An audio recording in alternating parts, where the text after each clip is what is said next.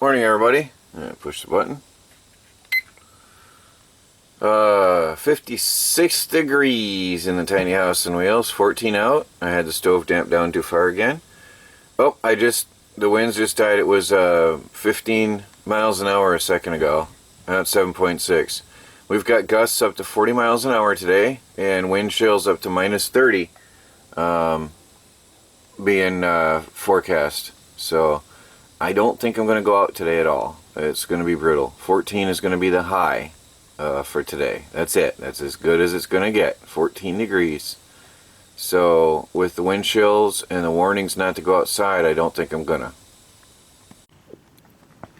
Well, today I'm recording through the door because it is just too cold. Of course, now that I grabbed the camera, the wind stopped. Isn't that funny? The wind is blasting through here, and they're claiming 40 mile an hour gusts with sustained 15 to 20 mile an hour winds. The gusts are brutal and stuff flies sideways through here, but it stopped as soon as I grabbed my camera. It's hard to turn on the camera and catch a gust of wind blowing because the camera takes a minute to turn on. Anyway, the trees are swaying nicely in the breeze. It's a good thing that the wind is powerful in the winter and not in the summer. And we'd have a mess out here. Oh well, I'll try to capture some of the action. But I'm not going out there. It's really, really, really, really cold. Minus 30 wind chill is not something to play around with.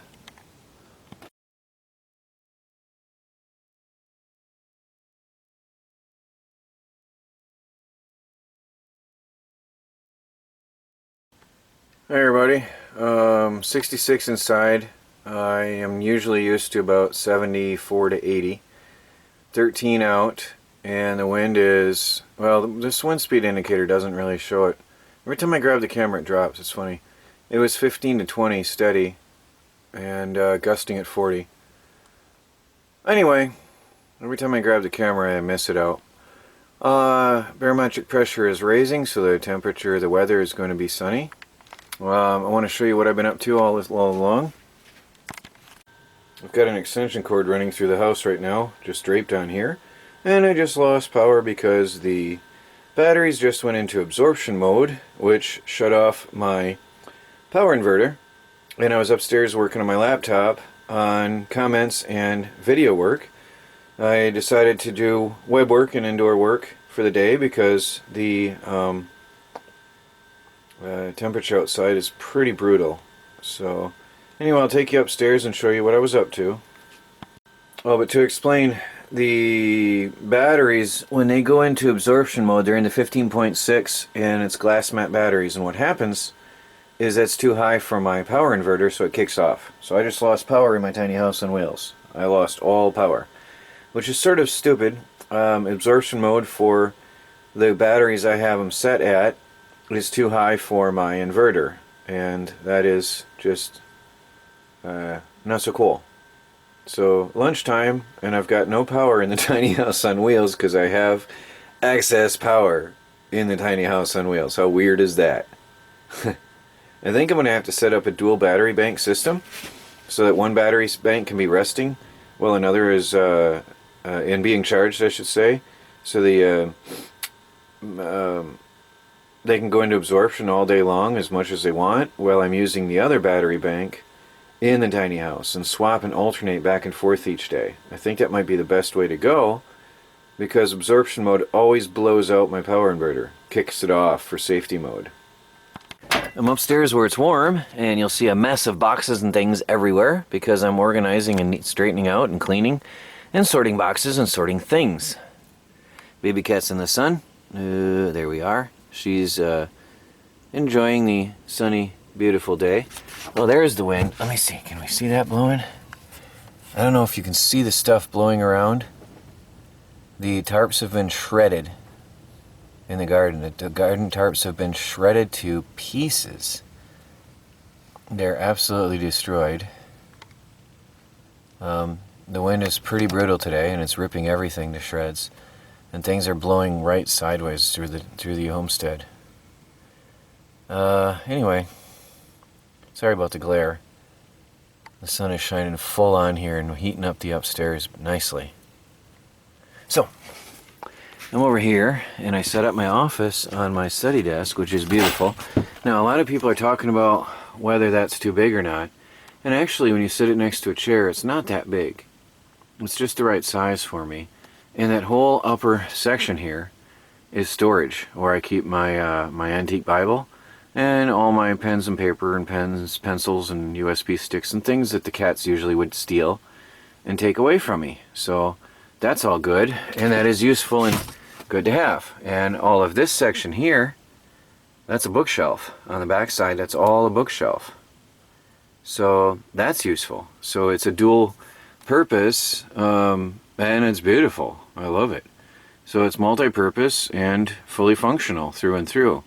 I very much love it. So for now, it stays. And it is not, I don't think it's too big for me, for in here. So anyway, I am working on some electrical and some office stuff in here. Hold on a minute. Okay, I've got an extension cord running up into the upstairs behind my entertainment center of my tiny house on wheels. And I've got my laptop plugged in, and that runs on over here to my laptop on the desk. Alright. And then I've got my printer cable will extend from whichever printer I want to use it on over to the laptop as needed. And then I just put the cable back. I'll fold it up neatly here when I'm done. I might even put some cable hooks on the wall later on to hang these on. And then here I've got what I've got and what I'm going to use up here is one of my Harbor Freight solar charging units, because it is a multi-output, multiple voltage, cool little device that I happen to use a lot actually. It's got a voltmeter, digital voltmeter, which is good to have upstairs instead of running up and down and up and down and up and down. If it's nighttime and I'm using the battery power and working upstairs in the office, I don't want to have to run downstairs all the time to check the status of the batteries to make sure I'm not draining the batteries too low. I'll have the digital voltmeter right here in front of my face. And then of course I've got it's got a built-in power inverter. Honestly, I don't even know how many watts the output of that is, but look, it's got, sorry, I don't think that's a built-in, I think that's a plug to, that's a, what am I trying to say? It's a plug socket for plugging in an inverter, yeah. And then it's got a 12-volt outlet on the opposite end. Basically, it's got two 12-volt power outlets. And the one that says inverter, I think, is, it's got a automatic low-voltage cutoff to shut the battery, to shut off the power going out of the batteries if they get too low. And then it's got the 3-volt, 6-volt, and the two 12-volt outputs here in the bottom, which makes this a very nice, handy little device. It's also got the USB output on the top left, but that's only half an amp output, which is useless for any modern day devices. It's absolutely useless for charging anything these days. So I think these were made long ago when cell phones were smaller and the power requirements were less. And then they still haven't changed the system because the USB outputs on these are useless. Anyway, I'm going to hook this up to the power supply, the main power lines running through the house, which by the way are going to be in a conduit when I'm done wiring the house. My power lines are not running through a conduit yet. I get a lot of flack for that, and a lot of people are upset that the electrical lines are just running on the floor. The reason is I'm not done wiring anything, and it would be stupid to wear out my screws that are going to hold the conduit in place before I'm even done wiring up the house. So these power lines are going inside a conduit, which are going to be on the outside of the wall at the base here. Alright, so that's where my wires are going to be hidden, in a conduit underneath some trim on the base of the wall, and not inside the walls. And a lot of people are wondering why that is. That's just my preference so that I can work on them. Anyway, this guy is going to be plugged into these lines, and I'm going to have a fuse block upstairs as well, and then from there I can hook up various LED lights and accessories and stuff. But what's cool with this is it's got the LED lights that come with it to plug into the 12-volt outlets, and they are LED lights. so they're really efficient LED lights that plug into here. So I have 2 sockets, and it's like an extension light, a work light, because it's got like a 12 or 15 foot cord. It's really good. Yeah, and then I can plug in my phone to the cigarette lighter sockets and charge my phones and accessories up here, and my tablet and whatever. So, and then for experimenting, I got the 3 volt and 6 volt outputs, which is really cool to have. So I'm gonna get to it. And then I've got, I think this is my accessory box that comes with the Harbor Freight kit. I do like the accessories that come with the Harbor Freight system. I think that's the accessories. Yeah. See, there's a light socket. Now this is really cool because this plugs in to here. All right, and I can plug a standard 12 volt LED light bulb into here. And this is just so cool because that's an actual screw-in light socket. I love it. And it's super long set of wires. There's 2 of them in this bag. And then there's the universal power output adapter, which plugs into here or here and gives you multiple adapters on the end. So this is very convenient what comes with this. And for me, experimenting and this being my office and my study, this is really cool to have. Not only that, it's nice looking. So, you know, it's nicer than anything I would build right now. So I'm going to use it. Put it to use. It won't be used as a solar charge controller, which is what it was designed for, but rather as a power output, power distribution block. So anyway, there's the project for today, since it's so cold out there. Hey everybody, just taking a break and enjoying the beautiful, bright, and cheery tiny house on wheels. Look at how bright it is. The canvas makes a huge difference. Makes me think having a lighter colored ceiling is a very good idea in the final covering, or whatever you want to say.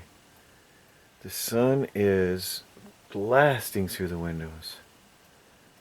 It is so bright. You wouldn't know that outside is now 6 degrees Fahrenheit and dropping.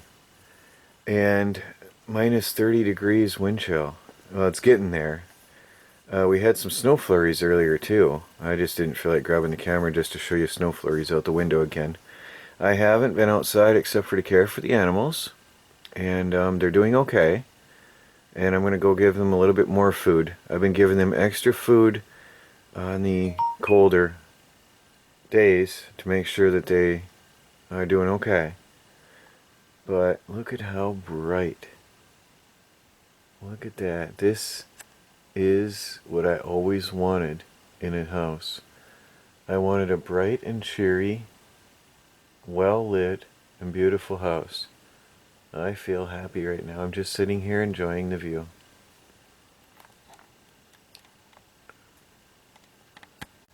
Hey everybody, 0.9 degrees outside. Cold. And downstairs in the tiny house is cold feeling for the first time ever. And although it's 68 degrees temperature wise, down by the floor is not. I have withdrawn to the upstairs office and just trying to stay warm in the house this day and keeping the fire fed.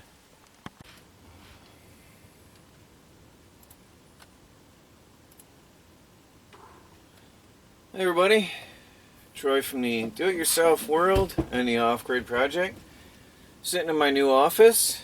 Some people think that this desk is too large, but with the laptop on here and the slope of the desktop, this is absolutely perfect. I have just enough room for my keyboard and my mouse side by side here. And I have a lamp, which I haven't plugged in yet. I got to put an LED light bulb in there. And my laptop, which is far away from my eyes, how I like it. I like to have the laptop far away to prevent damaging your vision. So, just been sitting here answering some comments and working on some videos. I've got another blog article to write. I'm trying to get more active on my blogs. And having a cup of coffee at 6 o'clock in the evening. It's pitch black out already, but just sitting here having a cup of coffee, working on my video work. Now, I didn't get a whole lot of work done today besides hooking up the laptop and the electronics, and then I pretty much retired to the office for the day.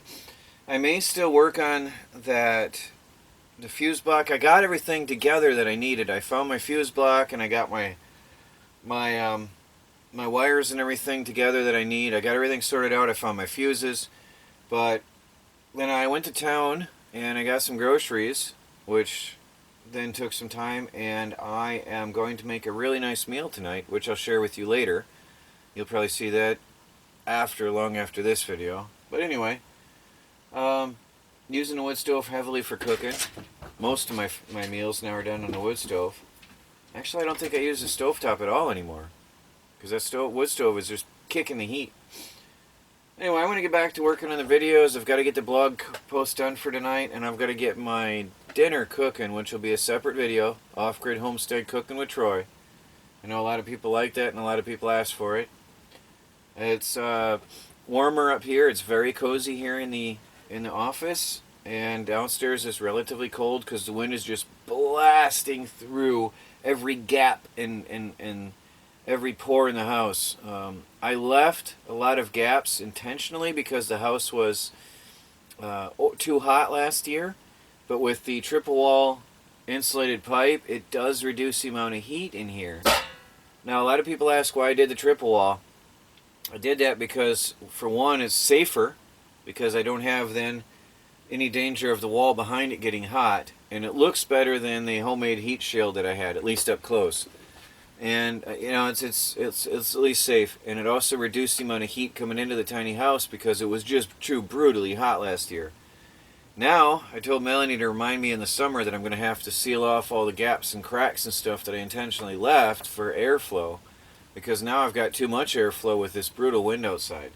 Anyway, let me get back to work. I'll talk to you all later.